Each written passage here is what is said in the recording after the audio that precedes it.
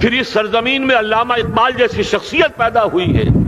یہ ساری چیزیں جو ہے یہ در حقیقت اشارہ کر رہی ہیں کہ یہ ملک مشیت ایزدی کے کسی طویل سلسلے کی ایک کڑی ہے، اور وہ سامنے آ گیا تھا کہ سن 47 میں یہ قائم ہوا ہے، اور پورے 9 مہینے بعد 14 اگست اور 13 مئی 14 اگست سن 47 اور 13 مئی سن 48 پورے 9 مہینے بعد اسرائیل عالم وجود میں آ گیا.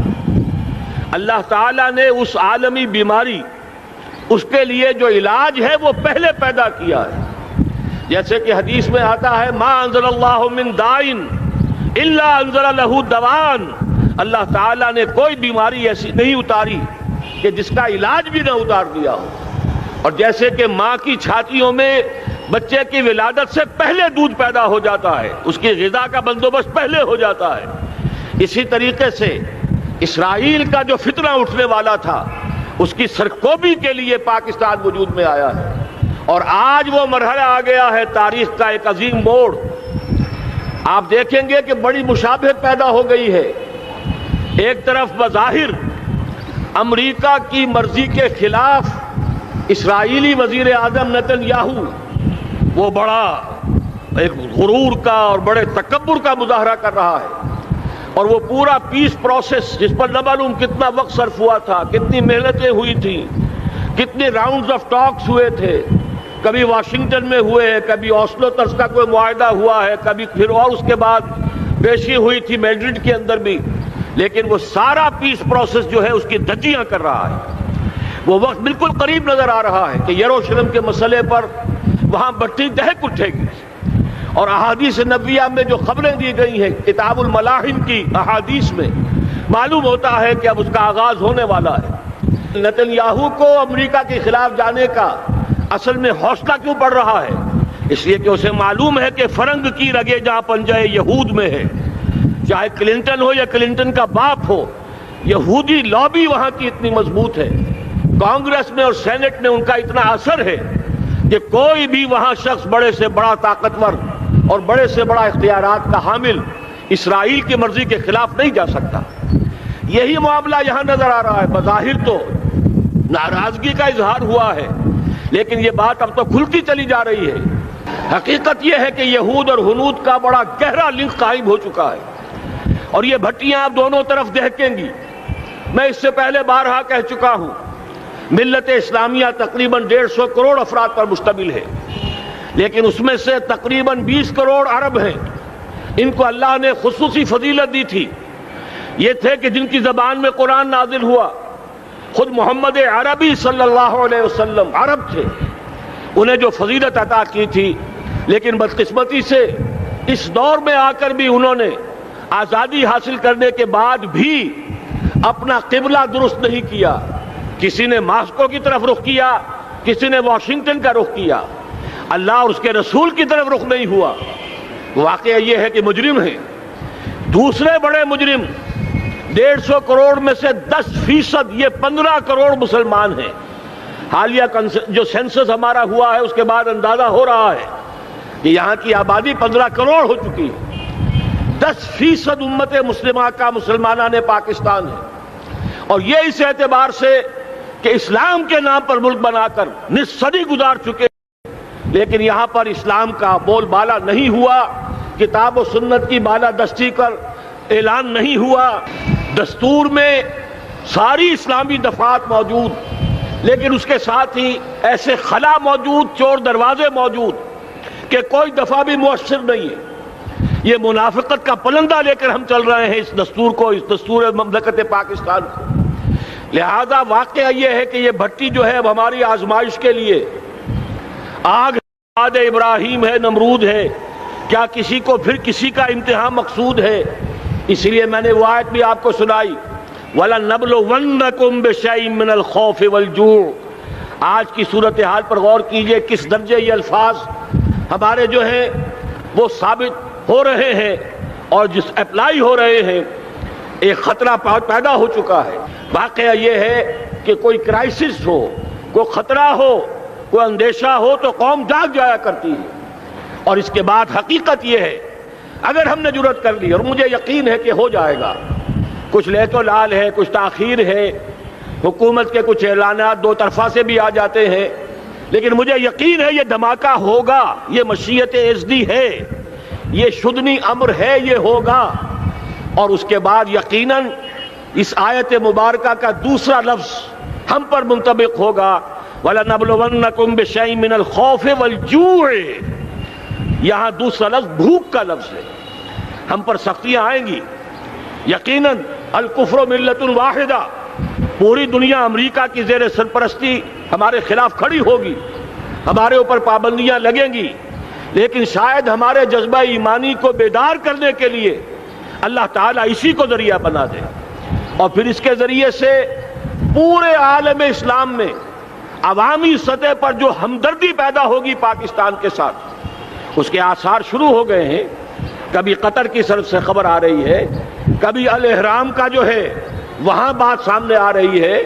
معلوم ہو رہا ہے کہ جو بھی پبلک اوپینین ہے پورے عالم اسلام میں، اس کی وجہ کیا ہے؟ میں نے اپنے پچھلے جمعے کے خطاب میں عرض کیا تھا کہ جیسے پاکستان سلطنت خداداد پاکستان ہے، ایسے ہی اس کی ایٹمی صلاحیت یہ بھی خداداد ہے، اللہ نے چھپر پھاڑ کر ہمیں دی ہے۔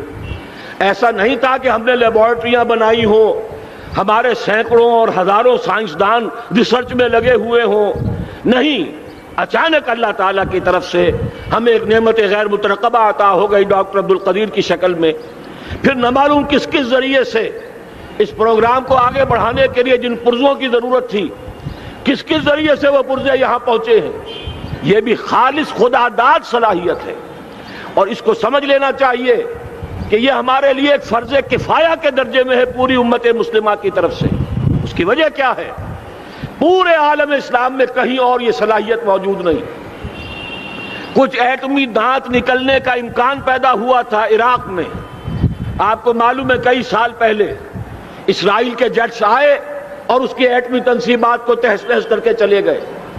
اس کے بعد جو کچھ ہوا ہے خلیج کی جنگ میں، اس کا اگلا پچھلا کھایا پیا سارا اگلوا دیا، اور اس کے لیے جو پابندیاں ہیں شدید سے شدید تر ابھی تک چلی آ رہی ہیں۔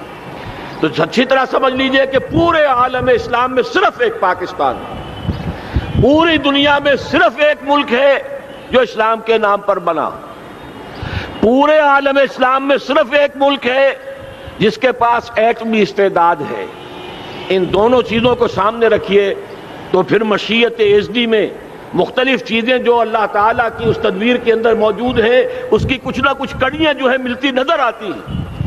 لہذا اگر یہ معاملہ ہو جاتا ہے تو یقیناً اگرچہ سختی آئے گی، وَلَنَبْلُوَنَّكُمْ بِشَيْءٍ مِّنَ الْخَوْفِ وَالْجُوعِ، لیکن ایک تو یہ کہ اس قوم کے اندر سے انشاءاللہ جذبہ ایمانی برآمد ہوگا، اس قوم کے اندر سے ایثار اور قربانی کے جذبات برآمد ہوں گے، پورے عالم اسلام کی اخلاقی سپورٹ اسے حاصل ہوگی۔ اور میں یہ سمجھتا ہوں کہ جیسے نوائے وقت نے بھی بہت اچھا کیا، کل یا پرسوں کے اپنے جو سر وقت پر وہ احادیث شائع کر دی ہیں، جن میں سے دوسری حدیث بڑی معنی خیز ہے۔ حضور نے فرمایا اصابتان احرزہم اللہ من النار، دو لشکر ایسے ہیں کہ جن کو اللہ تعالیٰ نے جہنم کی آگ سے چھٹکارے کا پروانہ دے دیا، وہ لشکر جو ہیں وہ جہنم کی آگ سے چھٹکارا پا گئے، احرزہم اللہ من النار۔ وہ دونوں لشکر کون سے ہوں گے؟ اصابت یغزو الہند، ایک وہ کہ جو ہندوستان پر حملہ آور ہوگا، اور دوسرا وہ جو حضرت مسیح علیہ السلام کے ساتھ جبکہ ان کا نزول ہوگا، اور اللہ تعالیٰ ایک مجدد، اس آخری دور کے مجدد کی حیثیت سے حضرت مہدی کو بھی ہمارے درمیان میں سے اٹھائے گا، اور پھر جو آخری فیصلہ کن جنگ ہوگی الملحمۃ العظمیٰ، اس کے لیے یہاں سے فوجیں جائیں گی ان کی مدد کے لیے۔ اب ان دونوں فوجوں کو ایک حدیث میں جمع کرنے سے اندازہ کر لیجئے کہ اس کا مطلب کیا ہے۔ یہ علاقہ پاکستان اور اس سے ملحق افغانستان، یہ علاقہ ہے کہ جو اسلام کا گہوارہ پہلے بنے گا، یہاں سے فوجیں جائیں گی، اور دائیں بھی اور بائیں بھی، مشرق میں بھی اور مغرب میں بھی، اور یہیں سے انشاءاللہ تعالی اسلام کا جو عالمی غلبے کا جو وعدہ ہے اللہ کا، کی خبر دی ہے محمد الرسول اللہ صلی اللہ علیہ وسلم نے، کہ لا یبقى علی الارض بیت وبر ولا مدر الا ادخلہ اللہ کلمۃ الاسلام، اس روئے ارضی پر کوئی گھر بچے گا نہ خیمہ بچے گا جس میں اللہ تعالیٰ کلمہ اسلام کو داخل نہ کر دے۔ وہ حدیث کے جس کے بارے میں فرمایا گیا، حضور نے ارشاد فرمایا، حضرت ثوبان سے روایت ہے کہ اللہ تعالیٰ نے میرے لیے ساری زمین کو سمیٹ دیا۔ ان اللہ زوالی الارض فرأیت مشارقہا و مغاربہا، میں نے اس زمین کے سارے مشرق دیکھ لیے، سارے مغرب دیکھ لیے، لیکن یہ جان لو ان امتی سیبلغ ملکہا ما ذُوِّ لِی منہا، میری امت کی حکومت ان تمام علاقوں پر قائم ہو کر رہے گی جو پوری زمین کو لپیٹ کر مجھے دکھا دیے گئے۔